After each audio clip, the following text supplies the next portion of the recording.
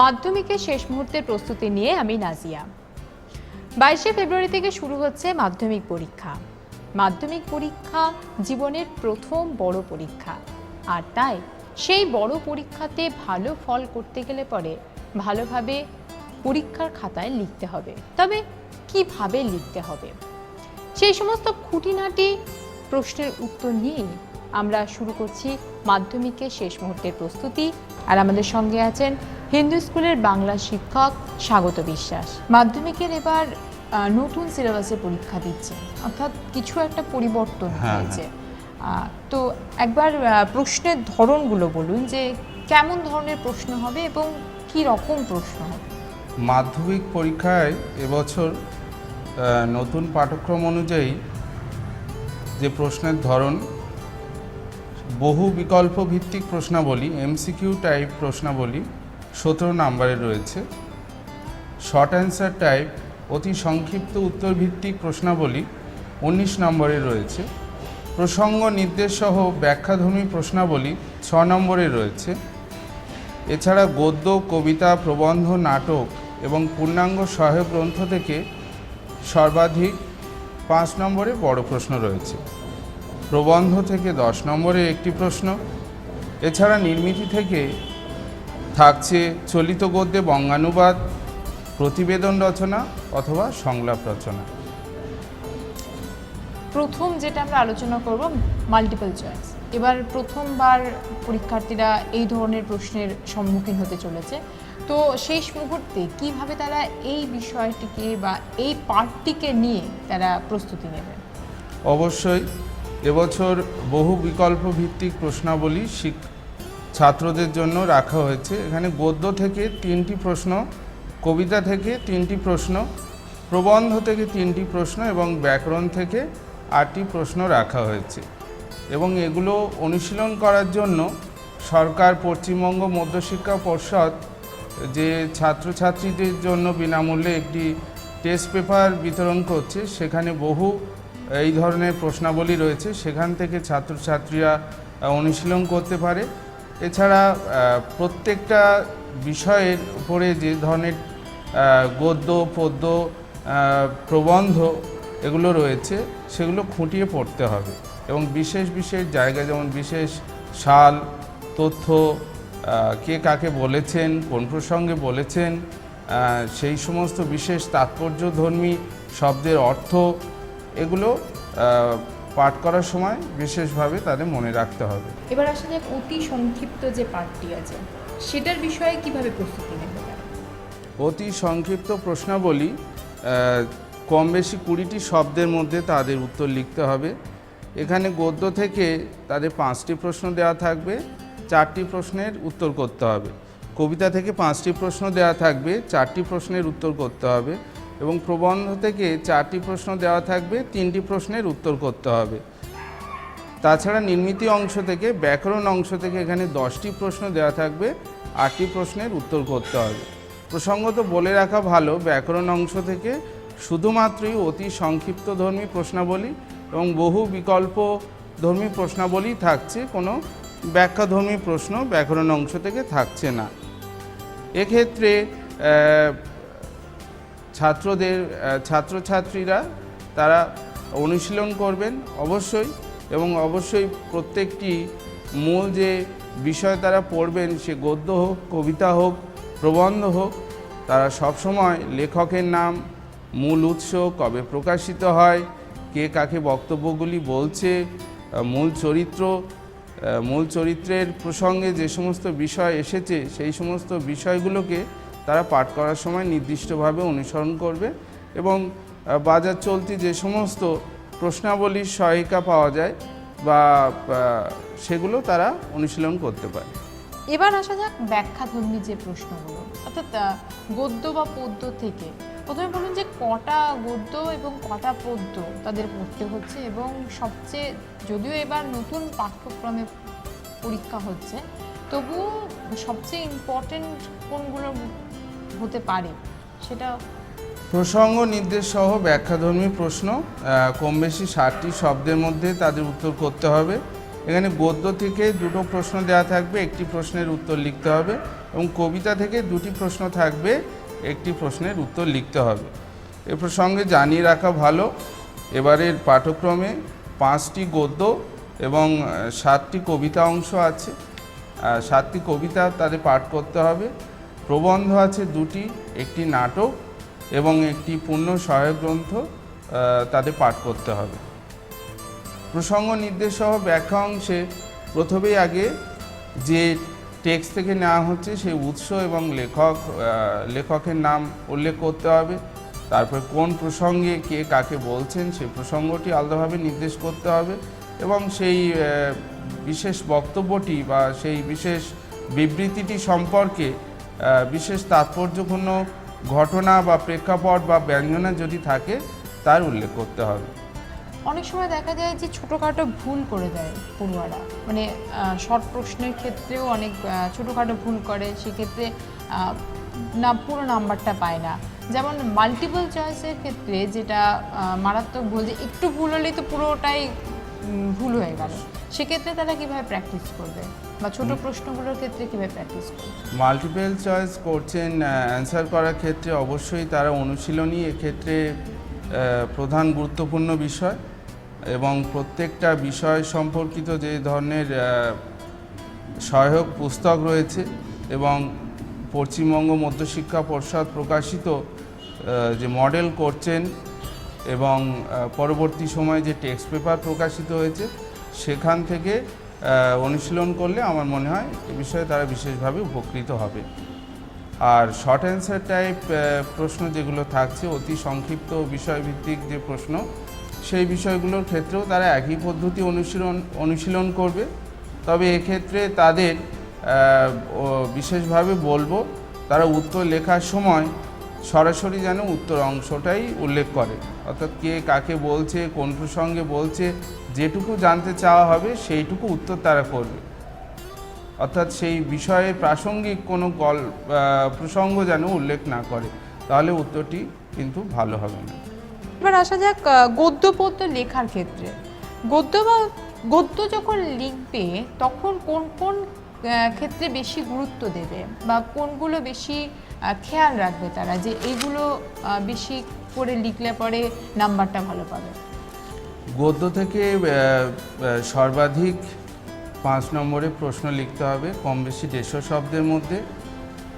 এক্ষেত্রে তাদের পাঠ্য 5টি গদ্য রয়েছে, সে গদ্যগুলো থেকে বিশেষ বিশেষ অংশ, তাৎপর্যপূর্ণ অংশগুলোকেই তারা এবছরে যেহেতু প্রথমবার এই পাঠ্যক্রমের উপরে মাধ্যমিক পরীক্ষা হচ্ছে সেগুলো গুরুত্ব দেবে। যেমন কয়েকটি প্রসঙ্গে আলাদা করে আমি আলোচনা করি।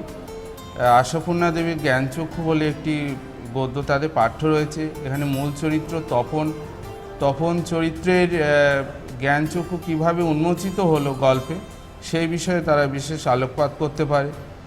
এবং তপনের ছোট মেসোমশাই, সেই চরিত্রটি তারা আলাদাভাবে তৈরি করতে পারে এবং একটি কিশোর সে লেখক হওয়ার স্বপ্ন দেখে, কিন্তু তার লেখক হওয়ার পথে তার ছোট মেসোমশাই একই সঙ্গে সহযোগিতা করে, আবার প্রতিবন্ধকতার সৃষ্টি করে। কি করে সেই প্রতিবন্ধকতার ঊর্ধ্বে উঠে সে নিজে অনুভব করে তার লেখক হওয়ার সত্তাটি, সেটি বিশেষভাবে তারা গুরুত্ব দিয়ে পড়তে পারে। আরেকটি গল্প রয়েছে সুবোধ ঘোষের লেখা বহুরূপী। এই বহুরূপী গল্পে হরিদা বলে একটি চরিত্র রয়েছে। এই চরিত্রটি সম্পর্কে বিশেষভাবে এবার প্রশ্ন তারা তৈরি করতে পারে। যেমন হরিদার চরিত্রের মধ্যে যে নির্লোভ দৃষ্টিভঙ্গি রয়েছে, সেই নির্লোভ দৃষ্টিভঙ্গির আলোকে তার হরিদার চরিত্র কিভাবে গল্পে ফুটে উঠেছে সেটি আলোচনা করতে পারে। হরিদার জীবনে সুখ দুঃখ থাকা সত্ত্বেও তিনি কিভাবে মানুষকে আনন্দ দান করে চলেছেন। বহুরূপী গল্পে বাস্তব জীবনের যে চিত্র উঠে এসেছে সেটি আলোচনা করতে পারে এবং বিভাগী হরিদা কিভাবে ধনী জগদীশবাবুর অহংকার মাটিতে লুটিয়ে দিলেন সে প্রসঙ্গে তারা বড় প্রশ্নের জন্য আলোচনা করতে পারে। আরেকটি গল্প রয়েছে পথের দাবি, শরৎচন্দ্র চট্টোপাধ্যায়।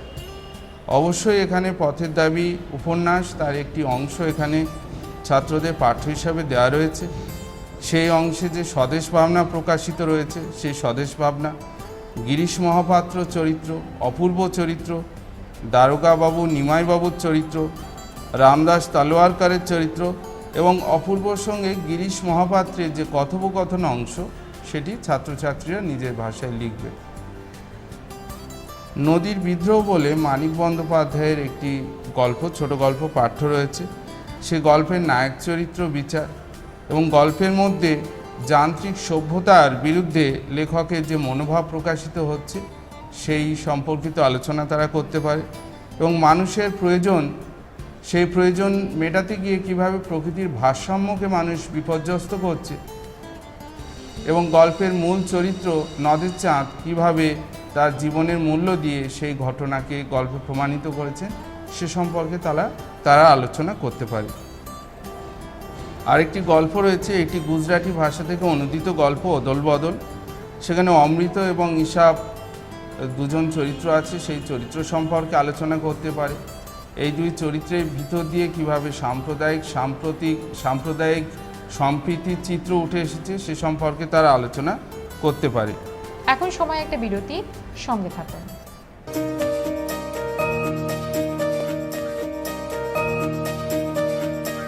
ফিরে এলাম বিরতির পর। আপনারা দেখছেন R+, আর আজকে আমরা মাধ্যমিকের শেষ মুহূর্তের প্রস্তুতিতে আলোচনা করছি বিষয় বাংলা নিয়ে। স্যার, এবার আসা যাক পদ্যের ক্ষেত্রে। পদ্যের ক্ষেত্রে কিভাবে তারা পড়াশোনা করবে বা ঠিক কোন কোন বিষয়গুলোতে বেশি গুরুত্ব দেবে? পদ্যের ক্ষেত্রেও এখানে বড় প্রশ্ন দুটি দেওয়া থাকবে, তাদের একটি লিখতে হবে, সর্বাধিক 5 নম্বরে 150 শব্দের মধ্যে। এখানে তাদের 7টি পদ্য পাঠ্য রয়েছে। তার মধ্যে অসুখী একজন পাবলো নেরুদার কবিতা, আয় আরো বেঁধে বেঁধে থাকি শঙ্খ ঘোষের কবিতা, অস্ত্রের বিরুদ্ধে গান জয় গোস্বামীর কবিতা এবং রবীন্দ্রনাথ ঠাকুরের আফ্রিকা কবিতা। এই 4টি কবিতা মূলত সাম্রাজ্যবাদ বিরোধী চেতনার পরিচয় দিয়েছে। এই 4টি কবিতার মধ্যে একটি প্রশ্ন তারা এবছর বিশেষভাবে পেতে পারে বলে আমি আশা করছি। তার মধ্যে অসুখী একজন কবিতায় অসুখী কে এবং কেন তাকে কবি অসুখী বলে মনে করেছেন, এটিকে যুদ্ধবিরোধী কবিতা হিসেবে ভাবা যেতে পারে কিনা, যুদ্ধের নেতিবাচক দিকের পাশাপাশি কীভাবে মানবিক আবেদন এই কবিতায় প্রকাশিত হয়েছে সে সম্পর্কে তারা আলোচনা করতে পারে। শঙ্খ ঘোষ বাঙালি কবি, এবছর জ্ঞানপীঠ পুরস্কার পেয়েছেন। তার আয় আরো বেঁধে বেঁধে থাকি কবিতা, সেটিও সমসাময়িক। সেখানে যুগযন্ত্রণার যে নির্মম ইতিহাস তুলে ধরা হয়েছে সে সম্পর্কে আলোচনা করতে পারে। কবি কিভাবে এখানে এই কবিতায় বিশ্ব মানবতা বোধের পরিচয় দিয়েছেন সেটি আলোচনা করতে পারে এবং এই কবিতাটিকে একটি প্রতিবাদের কবিতা হিসেবে দেখা যেতে পারে কিনা সেটা তারা আলোচনা করে দেখতে পারে। জয় গোস্বামীর লেখা অস্ত্রের বিরুদ্ধে গান, এই কবিতার প্রেক্ষাপট, গানের মাধ্যমে কিভাবে মানুষের মধ্যে মানবিক আবেদন ছড়িয়ে দেওয়া যায় এবং সাম্রাজ্যবাদ ও যুদ্ধবিরোধী চিন্তা চেতনাকে ছড়িয়ে দেওয়া যায় তা আলোচনা করবে এবং অস্ত্রের বিরুদ্ধে গিয়ে সঙ্গীত কিভাবে মানুষের জীবনে বেঁচে থাকার প্রেরণা সঞ্চার করেছে তা তারা তৈরি করবে। এবং এই কবিতায় আরেকটি উল্লেখযোগ্য আহ্বান, অস্ত্র ফেলো, এই যে বারবার এই পংক্তির ব্যবহার, সেই ব্যবহার কেন এবং তার বিশেষ তাৎপর্য সে সম্পর্কে তারা প্রস্তুতি নেবে। রবীন্দ্রনাথের কবিতা আফ্রিকা কবিতাটি তাদের পাঠ্য রয়েছে। এখানে কবির মানবিকতার যে পরিচয়, বিশ্ব মানবতাবোধের পরিচয় এবং ইতিহাসের যে সাম্রাজ্যবাদের ছায়ায় আফ্রিকার দীর্ঘকাল লালিত যে জীবনযাপনের মধ্যে যে হিংস্রতা, যে অমানবিকতার প্রতিফলন তারা এনেছিল, তার বিরুদ্ধে গিয়ে রবীন্দ্রনাথ কীভাবে আফ্রিকার মানুষকে কুর্নিশ জানিয়েছেন সে সম্পর্কে তারা আলোচনা করতে পারে। এখানে স্বদেশ প্রেমমূলক কবিতা রয়েছে। অভিষেক, এটি আসলে মাইকেল মধুসূদন দত্তের মেঘনাদ বধ মহাকাব্যের একটি নির্বাচিত অংশ, প্রথম স্বর্গের অংশ। সেখান থেকে তারা ইন্দ্রজিৎ চরিত্র, রাবণ চরিত্র, এই দুটি চরিত্র আলাদাভাবে উল্লেখ করতে পারে। এখানে উপমার ব্যবহার রয়েছে, যে কোনো 2টি বা 3টি উপমার ব্যবহার কেন হয়েছে তার প্রসঙ্গ এবং তার তাৎপর্য সেগুলি আলাদাভাবে তারা প্রস্তুতি নিতে পারে এবং কার কোন পদে কেন অভিষেক ঘটেছে কাব্যাংশর মহাকাব্যের এই অংশ নিয়ে সেটা তারা আলোচনা করতে পারে। স্বদেশ প্রেমমূলক আরেকটি কবিতা রয়েছে প্রলয় উল্লাস, কাজী নজরুল ইসলামের লেখা। এই কবিতায় কবির যে অকৃত্রিম স্বদেশপ্রীতির পরিচয় পাওয়া যায় সে সম্পর্কে তারা প্রস্তুতি নেবে। এবং তোরা সব জয়ধ্বনি কর এই পংক্তি বারবার ব্যবহার এবং নবীন প্রজন্মকে আহ্বান, প্রচলিত ধারণার বিরুদ্ধে গিয়ে কবির এই যে মানসিকতা কেন, তার বিশেষ তাৎপর্য তারা আলোচনা করবে। আরেকটি কবিতা পাঠ্য রয়েছে সিন্ধু তীরে, মধ্যযুগের কবি সৈয়দ আলাওল, তার লেখা পদ্মাবতী কাব্যের একটি অংশ মাত্র। এখানে যে প্রাকৃতিক দৃশ্যের বর্ণনা রয়েছে, পদ্মাবতীর রূপের বর্ণনা, পদ্মাবতীর সঙ্গে পদ্মাবতীর সখীদের যে বর্ণনা রয়েছে সে অংশ তারা আলোচনা করে দেখতে পারে। এবং হিন আলাওল সুবচন যে কবিতার যে পংক্তি অনুসারে কবি আলাওল নিজের যে ব্যক্তি পরিচয় দান করেছেন সে প্রসঙ্গে তারা বিশেষ প্রস্তুতি নিতে পারে। গদ্য এবং পদ্যতে দেখা যায় যে অনেক সময় ছোটোখাটো ভুল করে, যার জন্য কিন্তু নাম্বার কেটে যায়। সেই সমস্ত ভুল কিভাবে তারা শুধরে নেবে? না, অবশ্যই এটি একটি গুরুত্বপূর্ণ বিষয়। ছাত্রছাত্রীরা জীবনে প্রথম পরীক্ষা শুরু করে সাধারণত বাংলা বিষয়ের পরীক্ষা দিয়ে, সেখানে তাদের বিশেষ চিন্তাও থাকে। এ বিষয় থেকে সচেতন থাকতে হবে, নিঃসন্দেহে এটা বলা চলে। কিন্তু বলবো অযথা তাড়াহুড়ো না করে ধীরে সুস্থে নম্বর অনুযায়ী, যেমন প্রশ্নের ধরন আছে, যত শব্দ সংখ্যার মধ্যে উত্তর করতে বলা হচ্ছে সেভাবেই তারা উত্তর করবে। অনেক সময় বেশিও লিখে ফেলে তারা। হ্যাঁ, অবশ্যই এটি একটি নির্দিষ্ট শব্দসীমার মধ্যে তাদের ভাবনা চিন্তাকে যাতে বেঁধে ফেলতে পারে তার একটা প্রয়াস লক্ষ্য করা গেছে। কম বেশি 150 শব্দের মধ্যে আছে, সেখানে তারা কম বেশি কয়েকটি শব্দ কম বা বেশি হতেই পারে, সেই জন্য নির্দেশ দেওয়া রয়েছে। কিন্তু কখনোই তাদের ভাবনাকে তারা দীর্ঘায়িত করবেন না এবং কখনোই একই বিষয় নিয়ে বারবার আলোচনা করতে গিয়ে সেই প্রসঙ্গ, যে উত্তর যেটা জানতে চাওয়া হচ্ছে সেই প্রসঙ্গ থেকে তারা কখনো আশা করি হারিয়ে যাবে না। এ ব্যাপারে তারা খেয়াল রাখবে।